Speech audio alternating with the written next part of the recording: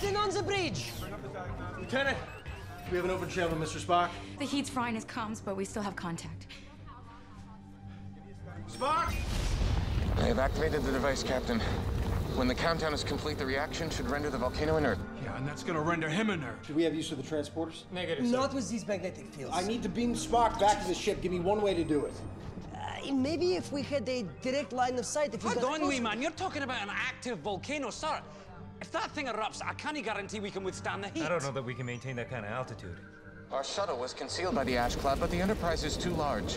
If utilized in a rescue effort, it would be revealed to the indigenous species. Spock, nobody knows the rules better than you, but there has got to be an exception. I was a fan, really, since I was about 9, and they used to show it on BBC Two at 6 o'clock at tea time. It was a post-Star Wars thing for me, because Star Wars hit when I was about 7, and it was, you know, the exact right mood and tone for a 7-year-old. And then as my interest in science fiction became more sophisticated, Star Trek was perfect, because it's a little more philosophical, and with the absence of sort of the special effects budget that we have, they concentrated on sort of little morality plays and stuff. They're quite theatrical. So by the time I got to be in Star Trek, I was an absolute dedicated fan. The first Star Trek that I ever saw was Wrath of Khan, the movie, and I went to summer camp, and it was pouring rain outside. They took the entire camp and they put us in a bus and sent us into town and bought out the entire theater, and they showed us that movie, and when it was over, the entire camp said, "Again, again, again." So they showed it to us 3 times that day because it was still raining, and that was my first exposure to Trek. Let me explain what's happening here. You are a criminal. I watched you murder innocent men and women. I was authorized to end you. And the only reason why you are still alive is because I am allowing it. So shut your mouth.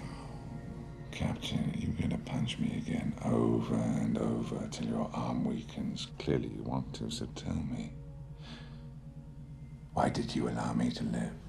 We all make mistakes. No. I surrendered to you because, despite your attempt to convince me otherwise, you seem to have a conscience, Mr. Kirk. It was always the big challenge, making this movie, to focus on both the spectacle and the sort of urgency and the absolute relatable comedy or drama and humanity of the moments. And none of us can relate to what it's like to be in a spaceship that's tumbling towards Earth, but we all know what it's like to have an argument with a friend, to sort of, you know, be disappointed or heartbroken, terrified. I mean, these are the things that we know, and if those things don't feel legitimate, then nothing else will. Joining me now is Peter Bradshaw and Andrew Pulver, the Guardian's very own Bones McCoy and Lieutenant Uhura. Peter, were you a bit of a... Can I be a Uhura? You can be a Uhura next week. Okay, all right. We'll alternate. Were you a bit of a Trekkie back in the day? I loved the first Abrams reboot movie in 2009. I thought it was brilliant and inspired such a great thing to have a creation myth for Star Trek and reinventing and putting front and center the Kirk Spock, as it were, bromance. I thought that was great. This next movie, I think I liked it a little less than Andrew. I thought it was good. I enjoyed it.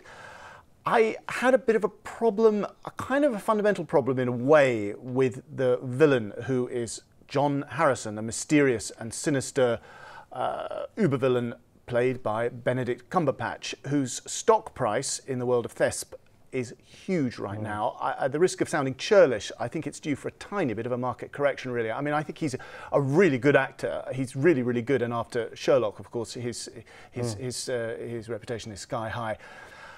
I think because he's so he's like and Spock, calm, isn't he? He's like that too kind much of cool like, logician. He's cool, logician, absolutely in control. Spock's already doing that. That's my problem with it. Zachary Quinto is already doing that, and doing it, if I may say so, brilliantly well. He has emerged once again as the absolute star turn of these films. Whereas Chris Pine I find oddly charmless. I mean, he's a bit intergalactic Jim Davidson. He's a bit... well, he's a bit like Bill Shatner, really. Bill Shatner, the great man, was always a little bit straight. He had to play it straight. Chris Pine plays it straight. I think he's fine. I like Chris Pine, but perhaps predictably, he's upstaged like hell by Zachary Quinto, but Zachary Quinto upstages everybody. Andrew, it's a very entertaining summer blockbuster, isn't it? Yeah, I mean, Peter's right to say that, you know, the sort of novelty, if you like, of the whole idea is perhaps worn off a bit. I found it very enjoyable, and I sort of liked it. I'd also agree with Peter that the sort of supervillain side of it is kind of weak. I mean, I think as I wrote in the review, it's just a sort of not a particularly interesting supervillain, really, even with the great revelation which everybody will find out when they watch the film about what he is and what he's up to.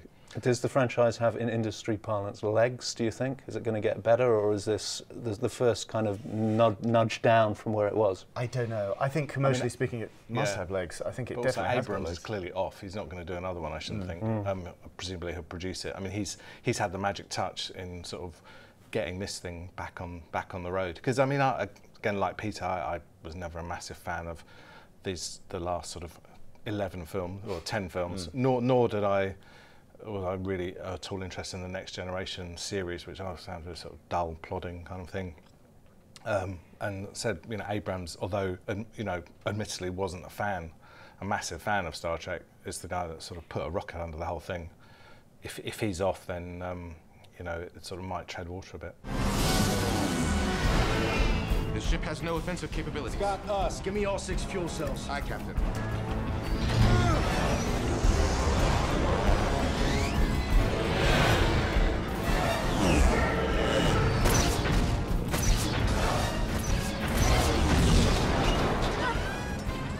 Damn it.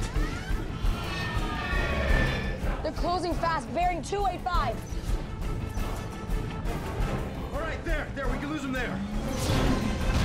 You are suggesting that we utilize the passage between the approaching structures. This ship will not fit. We'll fit. Captain, we will not fit. We'll fit!